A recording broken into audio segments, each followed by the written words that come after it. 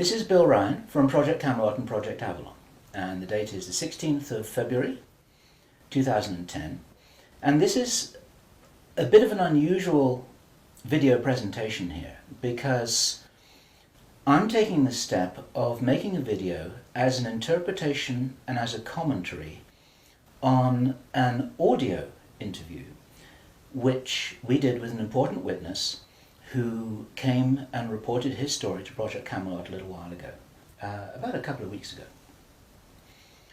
And as with many of our witnesses, this person wanted to remain anonymous, but he has agreed that we transcribe the audio, and so we've got this as a transcript. And this is going to be released at the same time as the video because it's important to be able to read the transcript at the same time as you're considering what I'm saying about it here. And as we come into this story, you're going to understand exactly why it's important to get all the information, to hold it all into a very fine balance. Now, this is a British person, and he worked in the British military for a number of years. And after he retired from the military, he worked in the City of London in a fairly senior position, in a respected position in the City of London. And for those people watching this video who don't know about the City of London, the City of London is it's like an enclave. It's like a financial enclave in the heart of London itself. Some people consider it almost a little bit like the Vatican. It's very old, it's very ancient. It's the heart of the financial system, not only of Britain, but possibly the world. Many researchers consider that it's very likely that the City of London calls the shots on the financial systems in America. They've got control over the Federal Reserve, the Bank for International Settlements, a whole bunch of things that happen. This is like the nerve center of the financial world. And it's very Masonic, it's very ancient, it's very traditional. And our source attended a number of meetings with senior Masons. And while many of these were interesting, they were routine by City of London standards. They were discussing financial affairs and so on and so forth. And then in the June 2005, he attended another meeting that he thought was going to be a routine meeting, but actually this was something rather unusual, and he realized it was unusual as soon as he arrived. In fact, in his interview with us, the one which we have the transcript of, you will see that he says that he felt it was an accident that he was there. He shouldn't really have been there. He didn't know what was happening. And as such, he didn't really participate in the meeting. He was there as a little bit as a fly on the wall. He was just listening to what was happening. And at first he didn't even understand what was being discussed. Now, the people there were Masons. There were senior Masons. They were about 25 or 30 people there, including senior politicians who most people in the UK would recognise by name. I do not know who they were. He didn't name them, and I didn't ask them, but he said these are well-known names. The chief of police was there, representatives from the church, representatives from the military, 25 or 30 people. And as he listened to this story being discussed, it was an informal meeting. It wasn't like at a big table with kind of notepads and water glasses and minutes and an agenda and a chairman. There were just people in a room who were talking about all of this stuff. And what they were talking about was a plan that had clearly been made a long time ago. And what they were discussing was they were discussing the implementation of this plan. They were discussing how things were going, whether they were on track or not. And what for example, to give a flavour of this, they were discussing between them some of the problems that they had in the implementation of their plan. And as this little presentation continues here, you'll realize what the plan was, and I'm going to be revealing this in very much the same way as it was revealed to our witness and as he revealed it to me, bit by bit, step by step. The first thing that he heard was they were talking about the fact that Israel didn't look as if it was getting prepared to attack Iran anytime soon. This was a problem. Even back in June 2005, they were apparently concerned that what it was that was planned on some kind of a timeline wasn't rolling out according to schedule, and this was an issue for them. So that attracted his attention very quickly, because he'd never been in a meeting when this kind of thing was discussed. Then they were talking about China and how powerful China was getting, both militarily and financially, very quickly, and that the Japanese weren't doing what they were supposed to do, which was to interfere in some way with the Chinese financial system.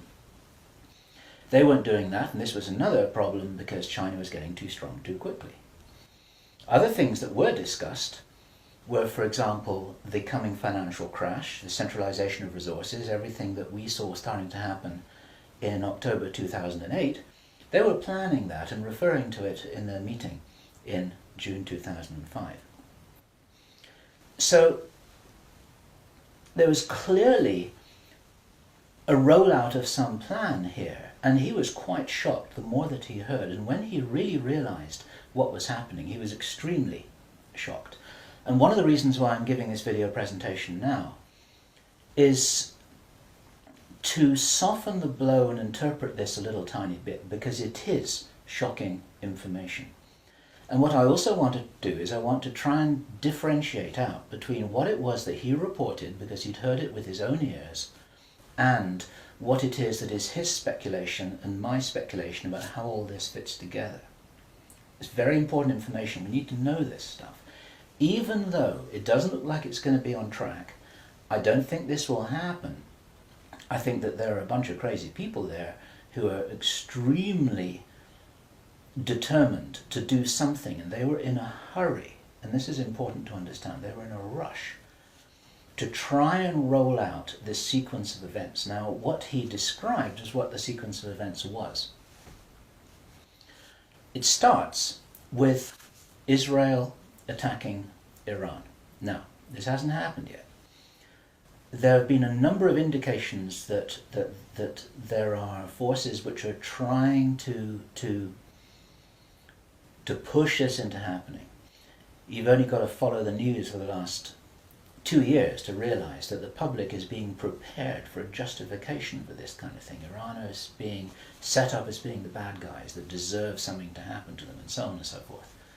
Now, that's going to be the start of what is like the opening gambit in a big chess game. And the plan is to provoke Iran or China to retaliate.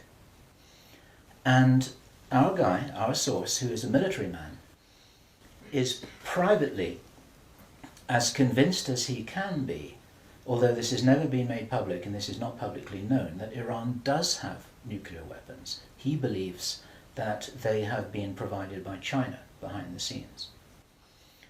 And all of this is intended because it's all right with these controlling forces that Iran has nuclear weapons, because they want them to be used. The plan is for either Iran or for China to retaliate after Iran is struck with a nuclear weapon. At that point, there will be a limited nuclear exchange in the Middle East, followed by a ceasefire. He heard this being planned in this meeting. This is being choreographed. It's like the script for a movie. This is exactly what's intended to happen. And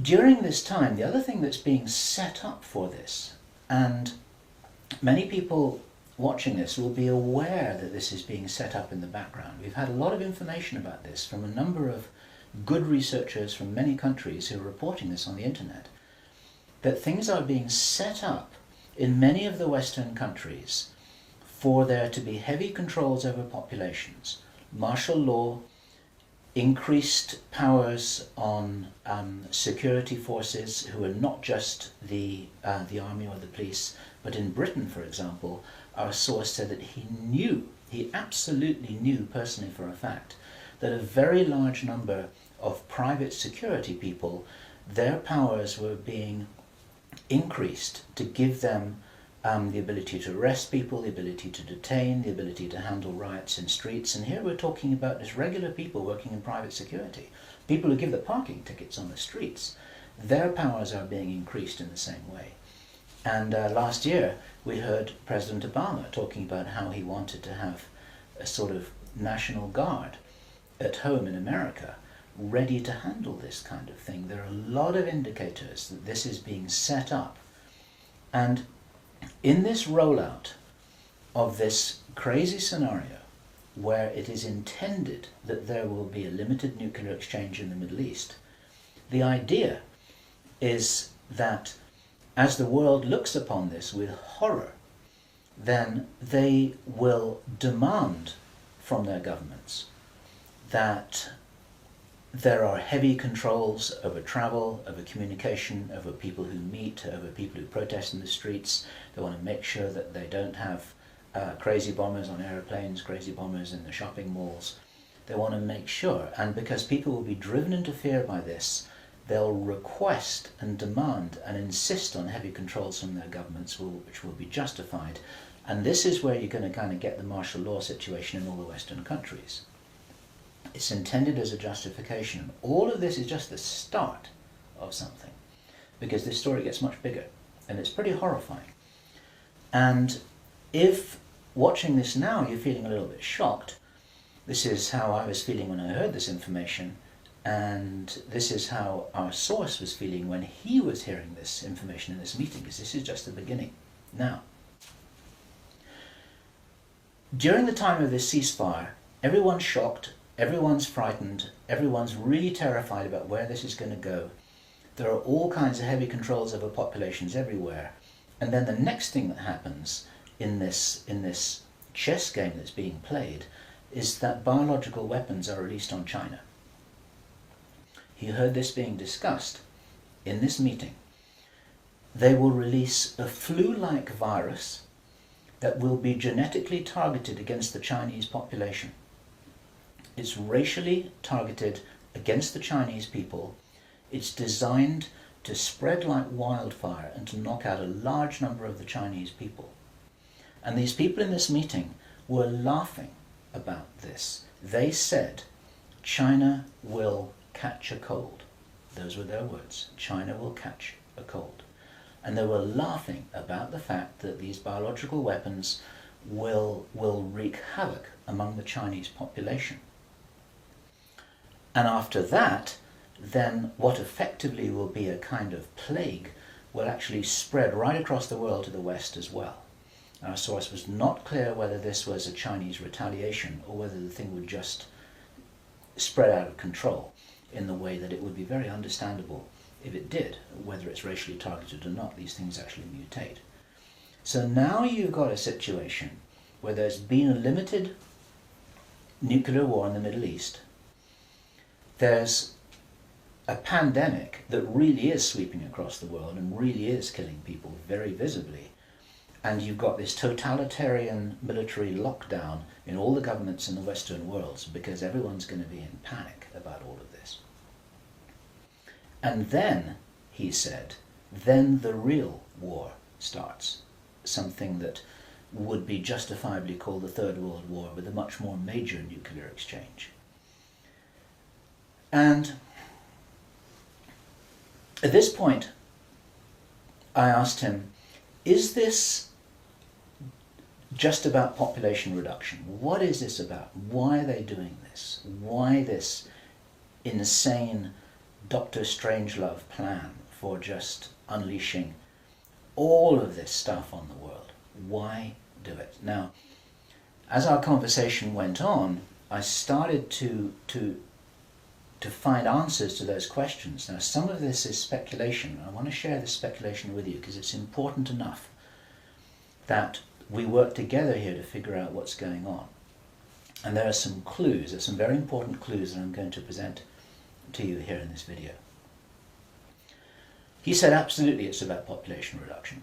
So I said, well, in this meeting, did they mention any figures? And he said, yes, they did, 50%. Half the world's population. This is planned as per the Georgia Guidestones. For those of you who don't know what the Georgia Guidestones are, it's a stone monument in Georgia in America that was erected anonymously a number of years ago. It's in 8 languages, and it's like an Illuminati manifesto for a new world, as it were. And just hold that thought about this being a manifesto for a new world. This is an important concept here in what I'm presenting. One of the key parts of this manifesto for this new world is that there should be a population of 500 million people.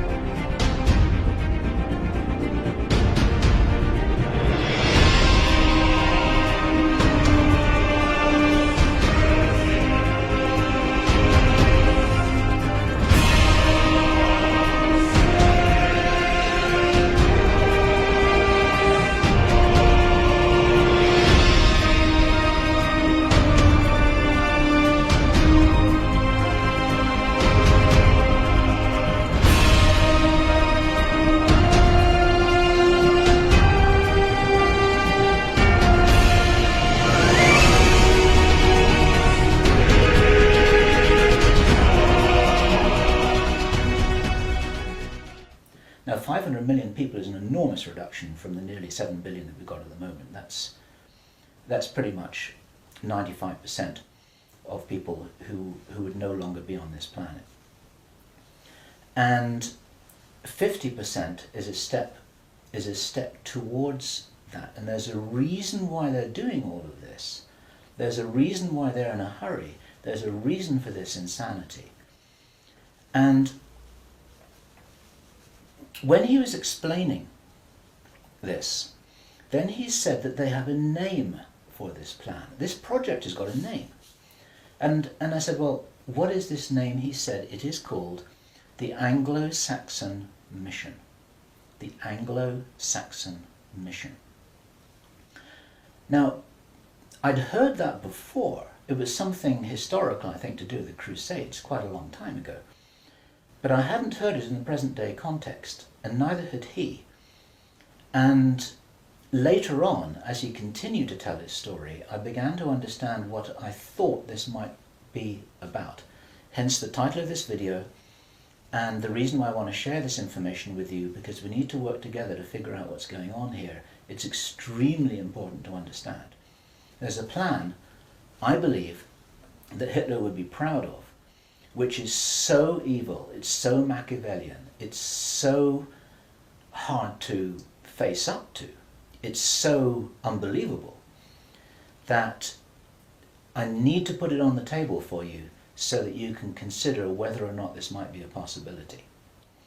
The plans that I've been describing are definitely a possibility, because he heard them with his own ears in this meeting. Everything I've described up until now, up to and including a major outbreak of hostilities after the limited war. So the sequence is as follows. The planned sequence is as follows. Israel attacks Iran, then there's a ceasefire, then during which time there is heavy governmental military controls over populations in all Western countries.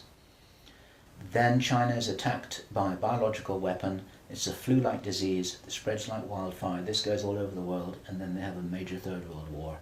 And then, by this time, 50% of the population will be destroyed. And not only because of the war or the plague, but because, as many of you watching this will understand, the infrastructure goes down in situations like this. There's no food in the supermarkets, there's no gas in the pumps, the telecommunication goes down, there may not even be water coming out of the taps. People are kind of thrown back into a Victorian era without the facilities to handle this, because most people don't have their vegetable gardens, they don't have their horse and cart, they're not able to survive in the way that we used to be able to. We're very, very vulnerable in our technological advancement. We're extremely vulnerable, and of course the controllers know this. At this stage, our source was speculating about why are they in a hurry? Why do they want to do this?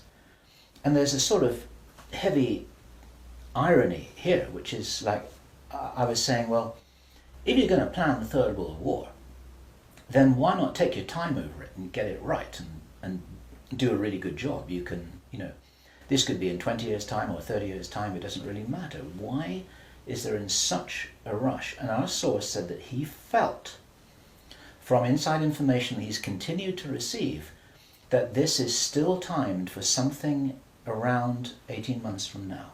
And that puts it around about the middle of 2011. He doesn't know this for sure because these events aren't calendar driven, they're actually event sequence driven. In other words, this has got to happen before that happens, and then after that the next thing can happen, then after that the next thing can happen. So a whole lot of things have got to be in place before all the dominoes fall over, so to speak. And they seem to be behind schedule in some of this. There are some planned events that definitely haven't happened.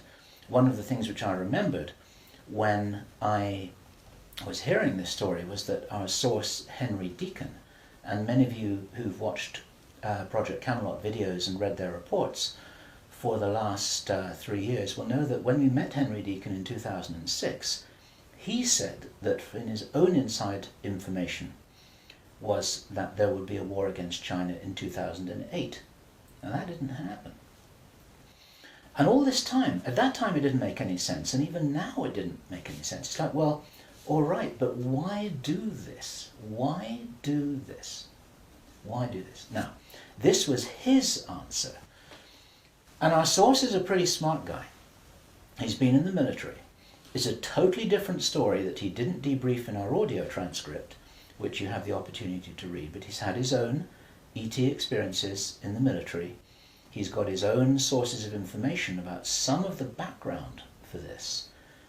He says that he's as sure as he can be that the people who are calling the shots in the world, you can call them the Illuminati, the controllers, the cabal, whatever name you have for them, they believe that there is going to be what he called a geophysical event, a major geophysical event.